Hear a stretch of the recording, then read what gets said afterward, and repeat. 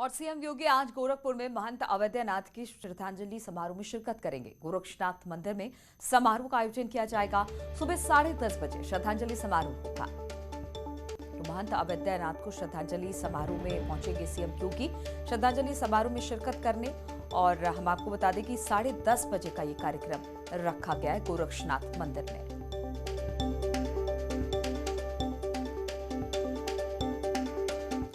और महंत अवैधनाथ की 7वीं पुण्यतिथि पर महाराजगंज जनपद के चौक बाजार में श्रद्धांजलि सभा का आयोजन किया गया। इस मौके पर महंत अवैधनाथ की आदमकद प्रतिमा का अनावरण किया गया। इस मौके पर मुख्य अतिथि के रूप में रक्षा मंत्री राजनाथ सिंह और विशिष्ट अतिथि के रूप में केंद्रीय वित्त राज्य मंत्री पंकज चौधरी भी मौजूद रहे।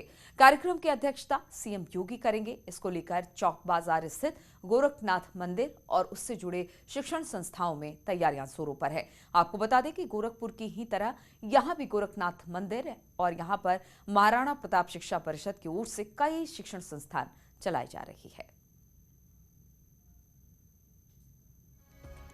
महंत अवैधनाथ महाविद्यालय चौक बाजार के परिसर में ब्रह्मलीन महंत अवैधनाथ जी की जो प्रतिमा स्थापित की गई है उसका अनावरण कार्यक्रम है और श्रद्धांजलि सभा भी चौक बाजार में होगी। और इसी पर बातचीत करने के लिए रामगोपाल हमारे साथ गोरखपुर से और आशीष शुक्ला हमारे साथ महाराजगंज से जुड़ गए हैं। आशीष, पहले तो ये बताइए कि महाराजगंज में किस तरह की तैयारी है, क्योंकि आज अवैधनाथ जी को श्रद्धांजलि देनी है, उनकी 7वीं पुण्यतिथि है। इस मौके पर क्या कुछ वहां पर कार्यक्रम रखे गए हैं? नीलू, ब्रह्मलीन राष्ट्र संत महंत अवैधनाथ की 7वीं पुण्यतिथि महाराजगंज जनपद के चौक स्थित गोरखनाथ मंदिर में मनाई जाएगी। मैं आपको बता दूं कि गोरखपुर का गोरखनाथ मंदिर जितना प्रसिद्ध है उसका ही समकक्ष महाराजगंज जनपद के चौक बाजार में गोरखनाथ का मंदिर है और वहां पर भी शिक्षण संस्थाएं हैं। अवैधनाथ पीजी कॉलेज में के प्रांगण में ब्रह्मलीन संत अवैधनाथ जी की आदमकद प्रतिमा का अनावरण किया जाएगा। इसके अलावा जो महंत अवैधनाथ की 7वीं पुण्यतिथि है इसके उपलक्ष्य में एक श्रद्धांजलि सभा का आयोजन भी किया गया है। इस आयोजन में भारत सरकार के रक्षा मंत्री राजनाथ सिंह पहुंचेंगे और उससे पहले मुख्यमंत्री योगी आदित्यनाथ कार्यक्रम की अध्यक्षता करेंगे, वो पहुंचेंगे।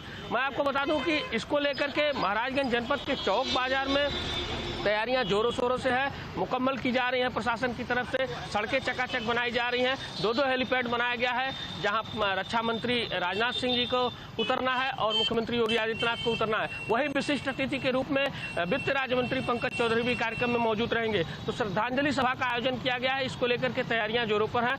मैं आपको बता दूं कि राष्ट्र संत महंत अवैधनाथ जी की जो भूमिका है राष्ट्र के प्रति वो बेहद आपको बताऊं कि दिलचस्प रही है, क्योंकि हमेशा महंत अवैधनाथ छुआछूत के विरोध में काम किया है और जो राष्ट्र को अग्रणी बनाने की भूमिका रही है, चाहे राम मंदिर आंदोलन रहा हो या फिर उससे जुड़ी जो भी कुरीतियां रही हो उसको भगाने में राष्ट्र संत महंत अवैधनाथ जी का मानव समाज के लिए काम किया और उन्हीं के कामों को आज याद किया जा रहा है। रामगोपाल भी हमारे साथ गोरखपुर से जुड़े हुए हैं। रामगोपाल, जिस तरह से आज अवैधनाथ जी की 7वीं पुण्यतिथि है और इस मौके पर वहां पर पहुंचने वाले हैं सीएम, इसके बाद महाराजगंज जाएंगे, तो किस तरह का कार्यक्रम वहां रखा गया है?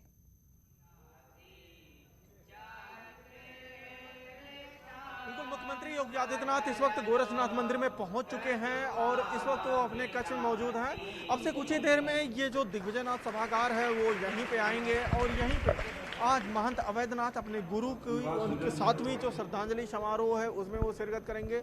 और तो महाराणा शिक्षा परिषद से जुड़े हुए जो संस्थान हैं उनके जो वरिष्ठ लोग हैं वो आज महंत अवैधनाथ को जो है यहाँ श्रद्धांजलि देंगे। उसके बाद देश के कई हिस्सों से आए जो साधु संत हैं वो भी आज यहाँ पे महंत अवैधनाथ को जो है श्रद्धांजलि देंगे। महंत अवैधनाथ की स्वीकारता आप इसी बात से समझ सकती हैं कि जब राम मंदिर आंदोलन अपने चरम पे था तो राम मंदिर आंदोलन राम नामी समुदाय के जो है साधु संत करते हैं, लेकिन चूंकि गोरक्षपीठ शैव परंपरा को मानने वाला है, लेकिन राम मंदिर आंदोलन के लिए इनको आगे किया गया था। यानी कि देश के जितने भी साधु संत थे वो महंत अवैधनाथ पे कितना विश्वास करते थे, इन्हीं बातों से समझा जा सकता है कि एक शैव परंपरा का संत, एक शैव परंपरा का महंत जो है रामनामी परंपरा के मंदिर के लिए लड़ाई लड़ता है और उसके लिए पूरी अगुवाई करता है। तो जो संतों में उनकी अधिकारता थी वो इसी बात से समझी जा सकती है। और महंत अवैधनाथ यही नहीं, छुआछूत के खिलाफ भी उन्होंने बड़ा अभियान चलाया था। तमिलनाडु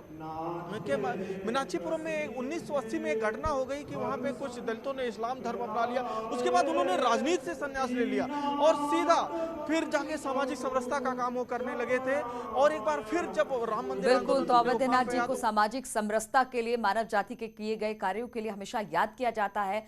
और आज जिस तरह से श्रद्धांजलि समारोह है, तो सीएम कुछ देर में गोरखपुर के इस सभागार में पहुंचने वाले हैं। रामगोपाल, फिर से आपके पास रुक करेंगे। बहुत बहुत शुक्रिया आपका हमारे साथ जुड़ने के लिए, और रुकेंगे यहाँ पर छोटे से ब्रेक के लिए।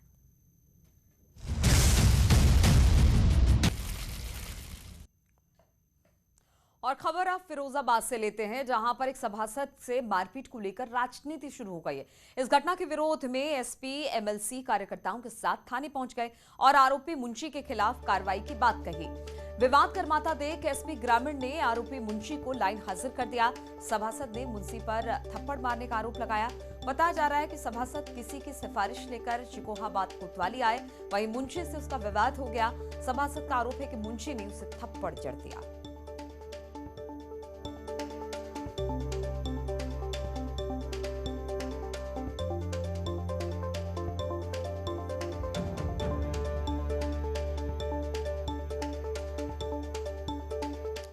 और लखनऊ से खबर आ रही है, यहां पर संजय निषाद जाएंगे बीजेपी दफ्तर। बीजेपी चुनाव प्रभारी धर्मेंद्र प्रधान से मिलेंगे। बीजेपी मुख्यालय में इनकी मुलाकात होगी। बैठक के बाद दोनों पार्टियों की संयुक्त प्रेस कॉन्फ्रेंस भी होगी। एमएलसी चुनाव को लेकर बनी सहमति, इस तरह की खबर आ रही है सूत्रों के हिसाब से।